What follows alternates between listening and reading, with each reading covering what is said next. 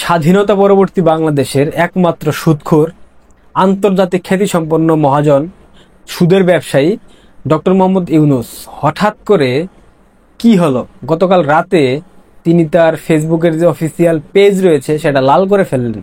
অর্থাৎ প্রোফাইল পিকচারে লাল একটা ছবি আপলোড দিলেন, যেটা 1 ঘন্টার ব্যবধানে 4,000-এর মতো রিয়েক্ট হয়েছিল। এর মধ্যে হা ছিল 3,000, এবং সেখানে একটা কমেন্ট আমি পজিটিভ তার পক্ষে পাই নাই।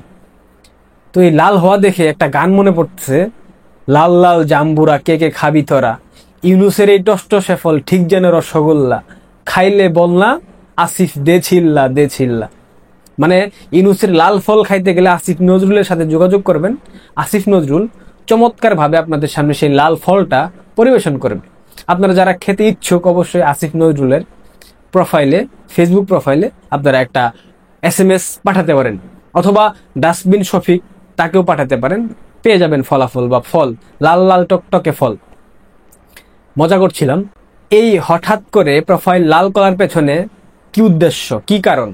এটা যদি জুলাইয়ের প্রথম দিকে করতো লাল প্রোফাইল, তাহলে আমরা মেনে নিতাম যে জুলাই তাদের জন্য সুখের মাস, সেক্ষেত্রে প্রোফাইল লাল করতেই পারে, যেহেতু তাদের সুখের রং লাল। যদিও সুখের রং কালো হয় আমরা সেটা জানতাম, কিন্তু এদের তো সুখের রং লাল, কারণ এদের সুখ তো অন্যরকম। এর আগে আমি আপনাদেরকে একটা তথ্য দেই, শিবিরের যে শিশির মনির, শিবিরের আইনজীবী, প্রখ্যাত কুখ্যাত আইনজীবী, সাবেক শিবিরের সভাপতি, সে ফেসবুক প্রোফাইলে একটা স্ট্যাটাস দিয়েছে, আকাশে মেঘের ঘন ঘটা, একে একে দুই মেলান, আকাশে মেঘের ঘন ঘটা। শিবিরের আইনজীবী, তাজুলের খুব কাছের লোক, এ ধরনের স্ট্যাটাস দেওয়া মানে নিশ্চিতভাবে কোনো কিছু ঘটছে। এগুলা প্রত্যেকটাই গুজব বলে চালিয়ে দেওয়া যাবে না, গুজব সবকিছু না, কিছু কিছু জিনিস গুজবের মধ্যে সত্যি থাকে, যেটাকে গুজব বলে চালিয়ে দেওয়া হয়। সবকিছু আমি বলবো, তার আগে কিছু ঘটনা আপনাদের সাথে শেয়ার করি। প্রথমত, বাংলাদেশ আওয়ামী লীগের প্রায় 150 জনের মতো প্রথম সারির নেতা এবং সিনিয়র নেতৃবৃন্দকে বাংলাদেশের বিভিন্ন জেল থেকে নিয়ে এসে কেরানীগঞ্জ কেন্দ্রীয় কারাগারে রাখা হয়েছে, এবং একাধিক গোয়েন্দা সংস্থা, আমি কোন দেশের গোয়েন্দা সংস্থা সেটা বলবো না, গোয়েন্দা সংস্থার সূত্র মারফতে বাংলাদেশে 3 আগস্ট থেকে 6 আগস্টের মধ্যে একটা বিশাল ম্যাসাকারের পরিকল্পনা রয়েছে, সেটা হতে পারে সিরিজ বোমা হামলা।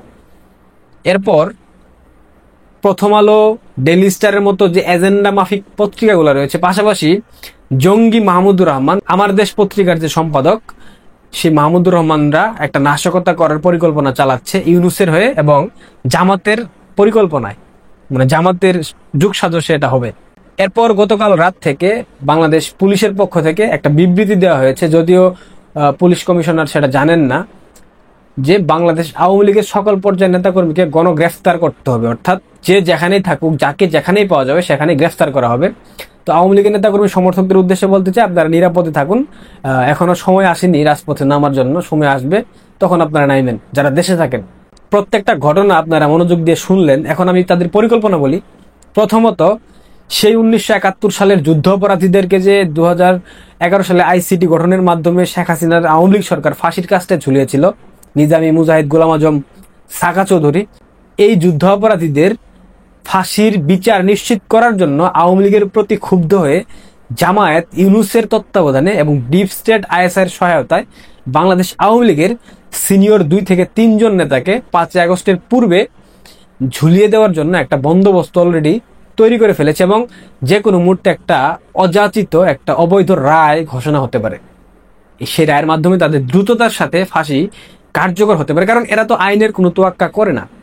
আইন যে একটা বিষয় রয়েছে বাংলাদেশের রাষ্ট্র পরিচালনার ক্ষেত্রে, সেটা তারা মানে না, এবং বিচার ব্যবস্থা, আইন, প্রশাসন সবকিছুকে তারা বিতর্কিত করে ফেলেছে। সেই জায়গা থেকে তারা যদি এরকম একটা সিদ্ধান্ত নিয়ে ফেলে, সেক্ষেত্রে আমরা অবাক হব না, এবং এটা অবাক হওয়ার মতো কোনো ঘটনাও নয়, কারণ সেটা তারা দীর্ঘদিন যাবৎ পরিকল্পনা করে আসছে। যেদিন মবের মাধ্যমে সুপ্রিম কোর্টে বিচারপতির যে প্যানেল ছিল সেটাকে পরিবর্তন করে ফেলেছে, তারা জামাতিদেরকে অন্তর্ভুক্ত করেছে, সেদিন থেকে আমরা বুঝে নিয়েছি একটা মেটিকুলাস পরিকল্পনার মাধ্যমে আওয়ামী লীগের সিনিয়র কয়েকজন নেতাকর্মীকে ঝুলানোর একটা প্রচেষ্টা চালাচ্ছে। এর মধ্যে আনিসুল হক আইনমন্ত্রী, শাহজাহান খান, হাসানুল হক ইনু, এরকম কিছু লোক লিস্টের মধ্যে রয়েছে, জুনাইদ আহমেদ পলকের নামটাও চলে আসছে। এটা হচ্ছে তাদের প্রথম পরিকল্পনা। দ্বিতীয় পরিকল্পনা, আওয়ামী লীগ যদি কোনো কারণে 5 আগস্ট কেন্দ্রিক একটা পরিকল্পনা বা একটা প্রোগ্রাম করার সম্ভাবনা দেখায় বা সৃষ্টি করে, সেই ক্ষেত্রে তারা একযোগে আওয়ামী লীগের নেতাকর্মীদের উপর একটা হামলা চালানোর একটা প্রচেষ্টা চালাচ্ছে। পাশাপাশি 5 আগস্ট এর পূর্বে 3 আগস্ট এনসিপি যে প্রোগ্রাম দিয়েছে শহীদ মিনারে, সেই শহীদ মিনারের প্রোগ্রামে তারা নিজেরাই একটা বিশাল নাশকতা সৃষ্টি করে 2-1 জনের লাশ ফেলে দিয়ে পুনরায় সেই জুলাই আগস্টের মতো একটা রাজনীতি করবে এবং প্রত্যেকটা দায় চাপিয়ে দেওয়া হবে আওয়ামী লীগের উপর, যাতে করে আওয়ামী লীগ আন্তর্জাতিকভাবে বিতর্কিত হয়। আপাতত এই কয়টা বিষয় আমি জানতে পেরেছি খুব নির্ভরযোগ্য সূত্র মারফতে, এবং এটা কতটুকু প্রতিফলিত হবে সেটা আমি জানি না, আমি নিশ্চিতভাবে বলতে পারবো না। আমি শুনেছি, আমি আপনাদেরকে জানিয়ে রাখলাম সতর্কতার কারণে যারা দেশে থাকেন। এখন বাকি সিদ্ধান্ত আপনাদের। পরবর্তীতে আবার আমাকে গুজববাজ বললেন না, কারণ এই তথ্যগুলো এখন পর্যন্ত জেনেছি। এখানকার সবকিছু মিলতেও পারে, অর্ধেক মিলতে পারে, আংশিক মিলতে পারে, আবার মিলতে নাও পারে। কারণ বাংলাদেশের রাজনীতি হচ্ছে জোয়ার ভাটার মতো, সকালে একটা হয়, রাতের মধ্যে আরেকটা হয়ে যায়, জোয়ার ভাটার মতো ঢেউ আসে যায়। তো সেই জায়গা থেকে কোনো তথ্য একদম শতভাগ মিলবে কিংবা পুরোটাই মিলবে কিংবা আংশিক মিলবে সেটার ভাবার কোনো অবকাশ নেই। ভালো থাকবেন। আর এই ষড়যন্ত্রকারীদের সময় ঘনিয়ে এসছে। ডিপ স্টেটও ধীরে ধীরে বুঝতে সক্ষম হয়েছে যে ডক্টর ইউনূসের মতো অথর্ব মূলাকে দিয়ে বাংলাদেশে তাদের যে এজেন্ডা রয়েছে, তাদের যে স্বার্থ রয়েছে দক্ষিণ এশিয়ায়, সেটা বাস্তবায়ন করা আদৌ সম্ভব নয়। ভালো থাকবেন, ধন্যবাদ।